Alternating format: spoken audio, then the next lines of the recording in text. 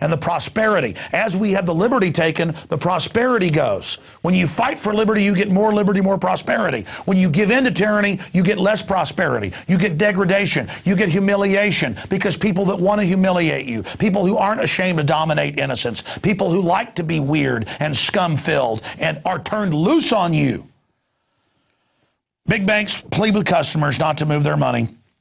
This report out of Washington Blog links to all the mainstream articles where the banks are freaking out that people are pulling their money out. And that's how you show these criminals. They've already stolen tens of trillions of your money, taxpayer funded. But they're so leveraged that the billions being taken out of these banks is literally threatening to bring them down. And again, they may just get a bigger bailout down the road. That's fine. We're identifying the enemy.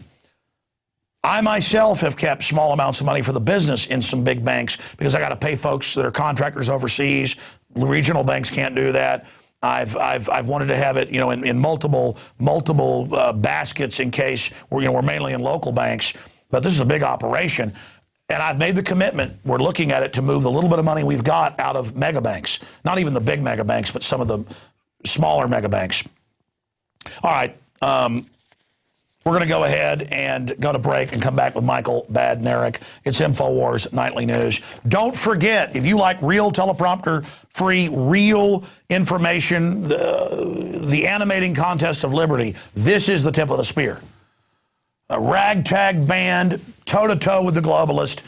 We've got free subscriptions, trial for 15 days. It ends at the end of the month. PrisonPlanet.tv or InfoWarsNews.com. If you're watching out in cyberspace and want to get this every night when it first airs at 7, sometimes live, sometimes taped. Tonight's taped right before. Well, we're still recording right before we're about to go live. Might as well go live. Anyways, we do that sometimes. Sometimes I'm doing the show right up to 7, and then I come back on live, and then you see stuff recorded an hour before. How about I just do that right now, dude?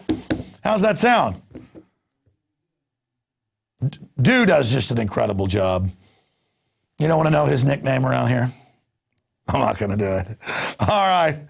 Dew is suing Pittsburgh with Elmer Rhodes. Oh, my God. You're a piece of work. Wascally Wabbits. I love Rhodes. We can get him back on. All right, that's it. We'll be back after break with Michael Badnarik. Stay with us. If you believe in this information and want to support its viral spread, go to the Infowars store at Infowars.com. We've got the new G.I. Joe Infowars t-shirts. We've got the incredible ProPure gravity-fed filters available at Infowars.com in the store. We've got a new DVD, Scientists Under Attack, the Don't Tread on Me flag. We've got all sorts of different bumper stickers to help spread the rebellion virally. It's all there. Wristbands, citizen rule books in every order. Order online at Infowars.com today. The water filters, the canteens. It's all there. Infowars.com.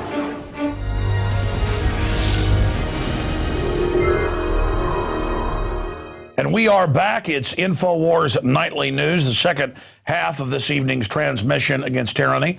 I want to thank all of the PrisonPlanet.tv subscribers. You are the folks making our films and the nightly news possible as we reach millions and millions of people a week. And, of course, you also make possible for us to produce the news websites, Infowars.com and PrisonPlanet.com.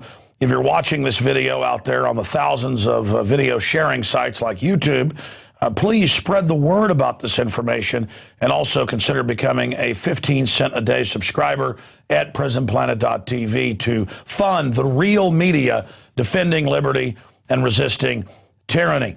But in the final equation, it's more important just to spread the word about these videos and this information, because the White House is coming out saying they want to censor talk radio. They want to have an EAS alert system, as we covered earlier, breaking in over your computer, over your phone, with video and text messages, telescreens going into public places, forcing their message of fear and tyranny upon the public, and that only big sis and big government will save you. We are in an incredible time as the sleeping giant that is free humanity awakens. No one can deny that. As Congress's approval rating slides to 9%, the system is going to attempt false flag stage terror attacks to get us on their side, and other type activities as a pretext to bring this clampdown in.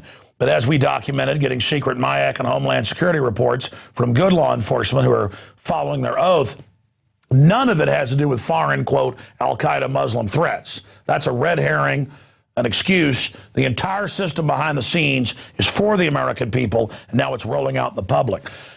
I wanted to get one of the most well-versed constitutional law scholars we interview, Michael Bagnerick, on the show. You know, we've talked to a lot of constitutional lawyers, Stuart Rhodes, you name it. They're great folks and fighting hard. But Michael has, and I've known him for 14, 15 years since he moved to Austin. I've been doing this 17 years. He's been doing it almost as long. He, of course, was the Libertarian presidential nominee in 2004 and did a great job coming in fourth in that election right behind Ralph Nader. And he's traveled the country teaching his constitutional law to groups of citizens. But now he's shifting gears after recuperating from a heart attack that actually killed him. He was brought back by the defibrillators, thank God. He's now going to speak before state legislatures, and he's working with Sheriff Mack on a very exciting operation to reach out to the sheriffs as well. And they're calling it Operation Domino Effect. We're going to talk about that before he leaves us. But first, look, we're not happy about it, but we talked about it on the radio today. We've been proven right. Everything we warned of, Michael, is now unfolding. And where is it going to go next if we don't turn it around? I mean, why could you and I and Ron Paul and others see this historically coming and see all the signs that were as clear as the nose on my face or your face? And now people are just now waking up to it. And is that why we're seeing the establishment freak out and come down on the population with both feet? It is. And really the psychological question is why people remain in denial for so long. There were people on the Titanic who refused to believe the boat was sinking because it's just too horrific. And I think that when we tell people that the Federal Reserve is counterfeiting our money and we've got FEMA concentration camps, I think people just get overwhelmed by the concept and they don't want to believe it.